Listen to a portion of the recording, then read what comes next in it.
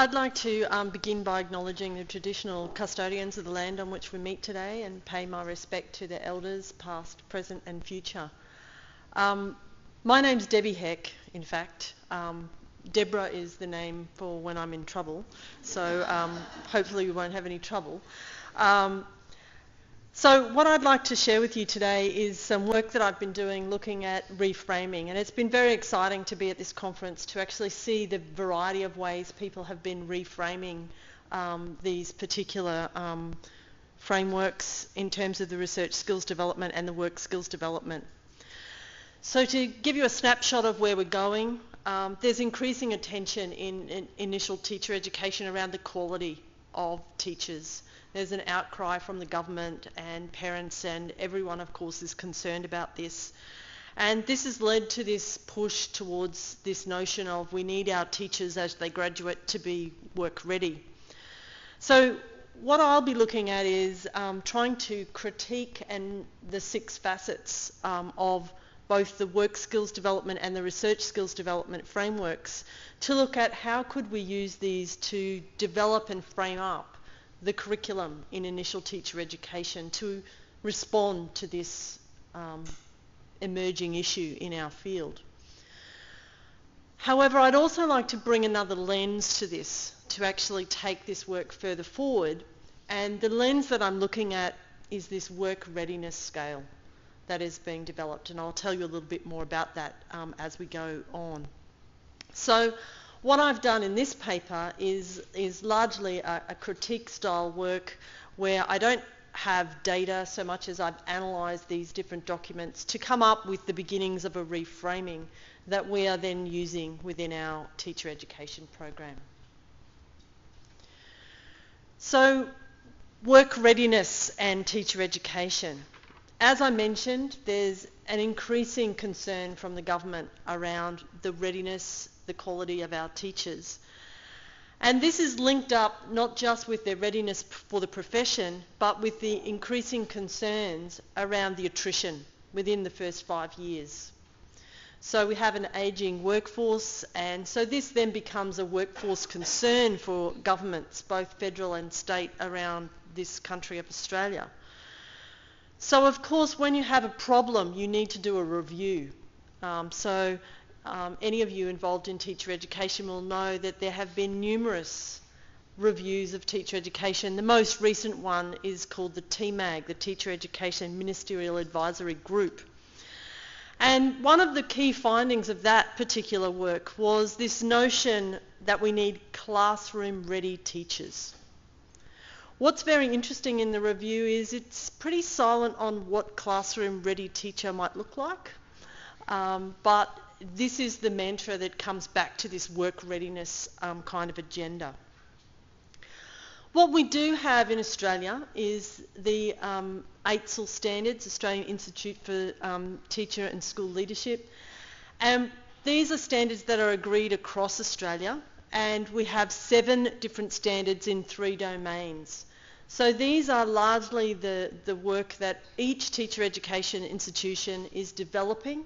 So part of the quality agenda was to come up with an agreed set of standards where all of the teacher education programs are accredited to develop their curriculum based around these standards.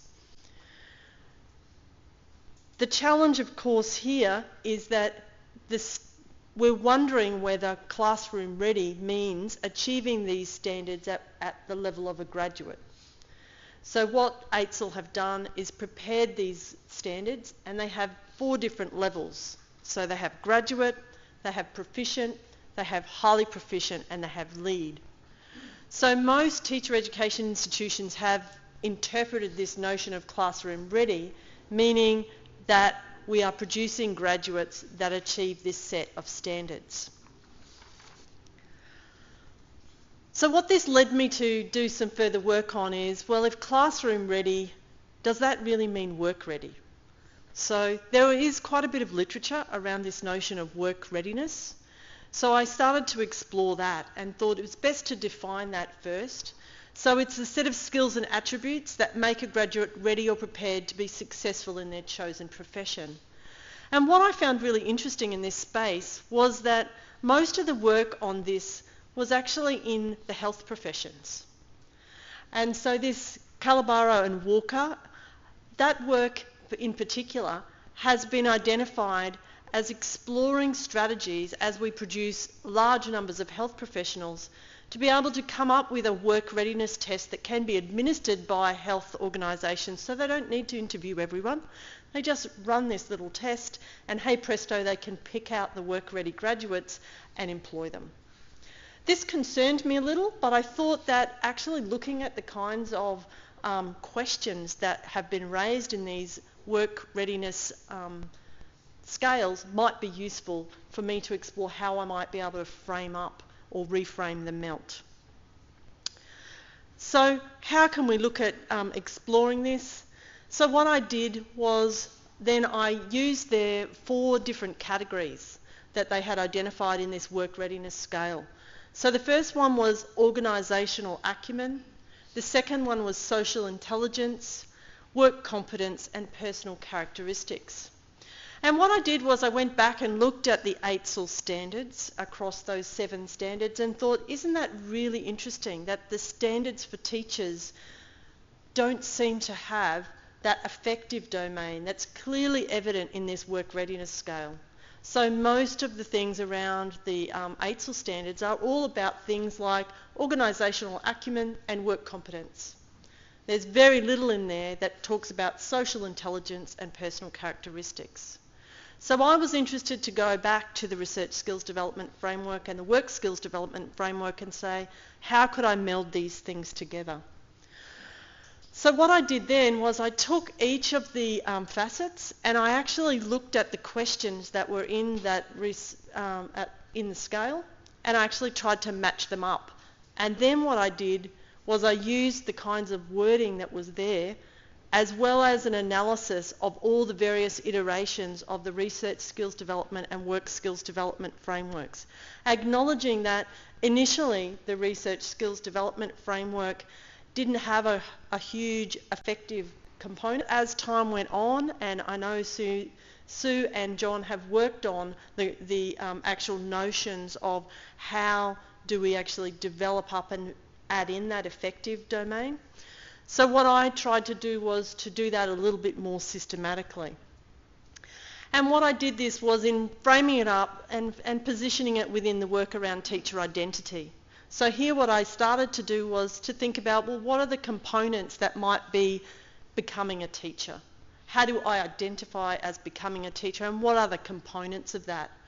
So we played around with quite a while with how we would make that look, and one of the challenges is it something that is in some kind of order, and we decided on these arrows that went in all different directions with the view that we thought that potentially people could go anywhere.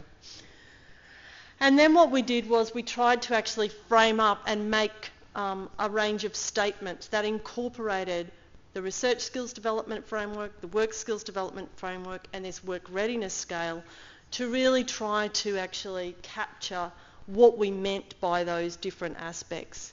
We also, on the left-hand side, renamed some of the components, and I was really interested in Jason's notion about communicate and apply, because we renamed it communicate and collaborate, because we were trying to get that effective idea about that social intelligence notion. How do we actually bring that in and actually describe that? So this is the kind of set of skills, I suppose, that we came up with, where we tried to capture both the cognitive and the non-cognitive notions within our Becoming a Teacher framework. So where are we going with this? Well, we're doing some further research where we're currently collecting some data from students where we're looking at their identity, their resilience, and we're also looking at their notions of how they respond to the work readiness scale. And what we've been doing then is applying our framework within their initial program, particularly linked to their professional experience, so that we can actually having some in-depth conversations with students about how they actually go about doing both the cognitive and the non-cognitive components of becoming a teacher.